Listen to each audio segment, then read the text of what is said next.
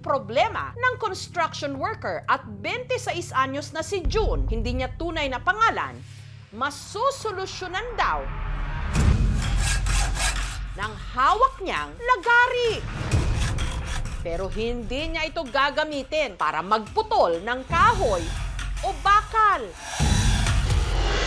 kundi para lagariin ang isang naiwang singsing na isinuot niya hindi sa kanyang daliri, kundi sa namamagana niyang ari. Naipit sa singsing. Sabi nga umuwi yan, sakit niya eh. Oh. Masakit talaga yan, tanga-tanga ka eh. Liligarihin ko po dapat eh. Hindi rin natin yan. Sabi niya, bahala nagmaputol, basta mabubuhay daw siya. Masakit ka nga! Send ko nga kay MGS para tulungin ka. Buang kaya tayo. Awit na muna, bakit sakit na kaya? Nagawa mang tawanan ni June ang sitwasyon. Baliw kaya tayo eh. Pero ang kanyang kalagayan, napaka-sensitibo. Napaka-delikado. Buang makang. Bakit mo nilagay yung singsing dyan? Bagang-baga na. Sabi nga umuwi yan, sakit niya eh. Oh. Masakit talaga yan. Tabu o bawal dapat pag-usapan ang paksang ito. Ginagawa pa ngang katatawanan ng iba. Pero ang nakababahala rito, base sa aming pananaliksik, marami ang mga kaparehong kaso. Pero bakit nila ito ginagawa? Ano mo nga, hindi rin natin yan. Tas mo. Sakit nga yan. Bakit mo nilagay yung singsing dyan? Nagsimula raw ang lahat nung naligo si June hapon nitong May 9. Galing po basketball po no. Naghilamos po, sabi nagbusaw sa katawan. Dahil maluwag daw ang singsing na suot-suot niya sa kanyang hintuturo, tinanggal niya muna ito. Stainless siya, may pangalan, Kawilin. At para hindi raw ito mawala, ito ang naisipang gawin ni June. Ang bagay na habang buhay niyang pagsisisihan. Napasok ko po yung singsing sa ari ko. Isang beses ko lang po sinubukan yun. Pero sa kalagitnaan ng kanyang pagsasabon, ang singsing dumulas daw. Papasok sa kanyang pagkalalaki. So, dire-diretso ako punta sa loob hanggang dulo. Hindi naman po maski, parang sumakto lang siya sa may buto. Sa buto niya, kung hindi ko na po matanggal. Hanggang nag-face na po, palit na ako ng damit. Pinabayaan ko na lang po. Isip ko ba matatanggal lang din. Lumipas ang ilang oras, may napansin siya. Parang lumobo na ng lumobo. Hanggang kinabukasan, ang ari niya na may nakakabit na singsing, tuluyan ng namaga. Parang sa bitag ba nakasakal na. Manid na siya, magapang na sa buong katawan ko ng kirot.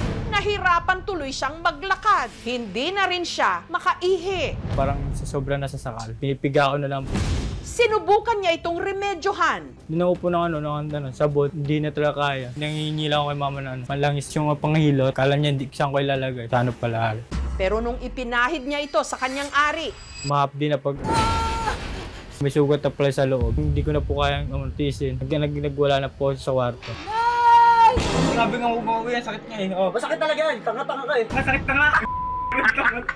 Ginadaan ko na lang ako sa tawag, yung sakit. Sabi ko lang kasi kay mama na lumaki yung ano ko. Kala ko nanuno siya. Pinabayaan ko muna siyang nakahiga. Tas mo. Sakit nga yan. Yung nakita ko po yung ari ng kapatid ko po. Halos mas kasi laki po siya ng latang sardinas. Lumulobo po siya. Mukha po siyang puputok puno na yun. Buang makang. Bakit mo nilagay yung singsing dyan? Sabi niya, may singsing. Tapos ko, bakit nagkaroon ng singsing yan? Ano nakakain mo? Bakit mo nilagyan dyan? Sabi, hindi ko nga alam. Sabi niya gano'n. Bagang-baga na. Naipit sa singsing. at dahil hirap na silang matanggal ang singsing, ang naisip na solusyon ng kapatid niyang si Jerry. Lagariin na lang daw. Ano na lang po ng panggunting na yero. Si June, uminom pa raw muna ng alak, pampatanggal kaba. Hindi rin natin yan. Sinubukan ko po. Tas mo.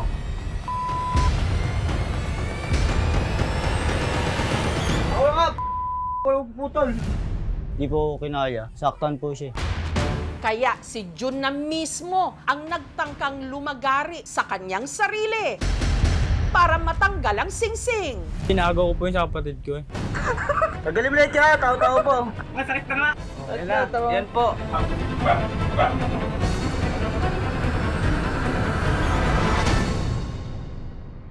Hanggang si June, nag-alangan.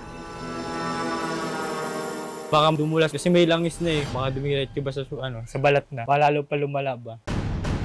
Sabi ko, pasugod na ako sa ospital. Susunod, Buang makang, bakit mo nilagay yung sing-sing dyan? paano kaya matatanggal ng mga doktor ang pumasok na singsing sa ari ni June? Bagang-baga na. Sa case na ganito, kailangan na talagang putulin yung Saan din ba galing ang singsing? Stainless siya, may pangalan. Kawilin. Sino ang babaeng nakapangalan sa singsing? At ano kaya ang masasabi niya sa nangyari sa kanyang singsing? Si Kawilin o... Sabi nga huwag yan, sakit niya eh. Oh. Masakit talaga yan, tanga-tanga ka eh. Wala munang bibitaw dahil manlalaki ang ating mga mata sa pagpapatuloy ng istoryang ito. nagulat ako kasi talagang severe na yung case ng patient. Send ko nga kay KMGS para tulungin ka. Ako nga, putol. Sa aming pagbabalik, ang construction worker mula Cavite na si June, hindi niya tunay na pangalan, sising-sisi at walang singsakit ang dinanas nang ang isang singsing isinuot niya hindi sa kanyang daliri kundi sa kanyang ari. Naipit sa sing-sing. Hindi ko na po matanggal. Parang bitag ba na sana sakal na. Sabi nga huwag yan, sakit niya eh. Oh. Masakit talaga yan, tanga-tanga ka eh. Magapang na sa buong katawan ko na yung kirot. Buang makang, bakit mo nilagay yung sing-sing dyan? Yung nakita ko po yung ari ng kapatid ko po. Halos mas kasi laki po siya ng dilatang sardinas. Lumulobo po siya. Mukha po siyang puputok puno na yun. Sakit nga yan. Patay na wala ka ng Si June isinugod sa PGH o sa Philippine General Hospital sa Maynila. Nagulat ako kasi talagang severe na yung case ng patient. It's a case of penile strangulation na more than 48 hours na. Sobrang inflamed o magang-maga na yung kanyang ari.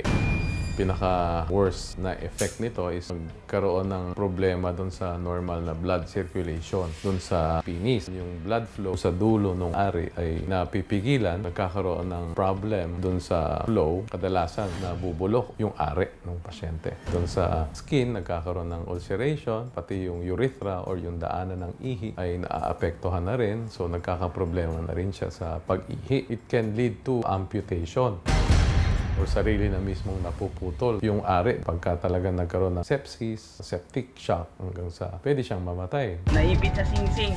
Ang penile strangulation ay isa raw bibihirang kaso, ngunit madalas pa rin naiuulat sa mga naisusulat o mga literatura ng field of medicine na kung tawagin urology. Sa isang pag-aaral noong 2013 na inilathala sa International Journal of Urology, mahigit 100 kaso ang naitala sa iba't ibang panig ng mundo ng mga ari ng lalaki na sinuutan ng mga bagay katulad ng wedding ring, metal socket at plastic na bote.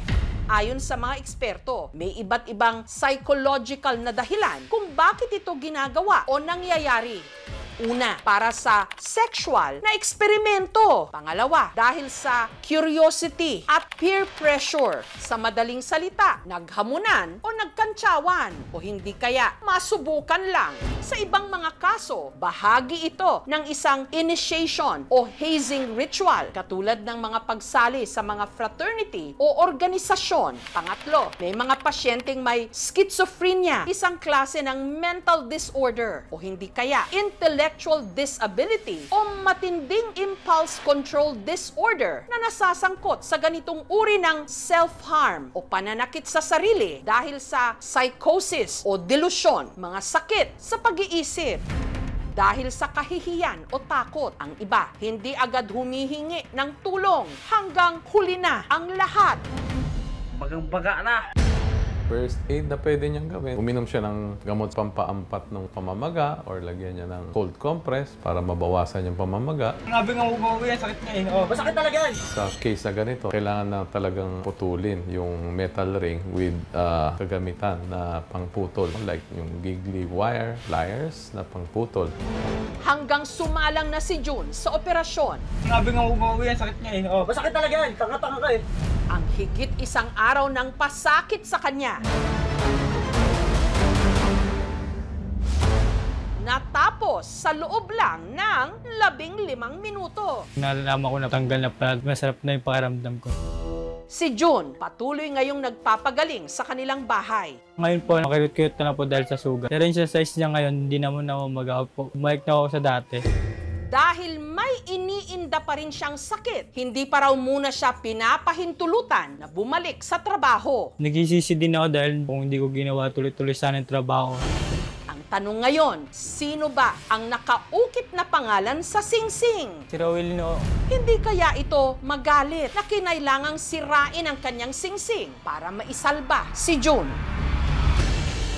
Pag-aamin ni June, ang babaeng yon, hindi niya raw nobya, hindi rin ex. Sino siya? si Rowell no, hindi ko po talaga kilala yun at hindi ko po, wala po akong kilala na Rowell yung taga sa amin.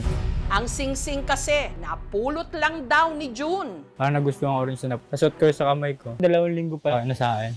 Hanggang sa naligo na nga siya kamakailan at naging malikot ang kanyang utak. Yung beses ko lang po sinubukan yun. Alam ko po na pang daliri lang po yung singsing. Kasi hindi ko rin kasi akalain din na ano eh. Ganun din mangyayari.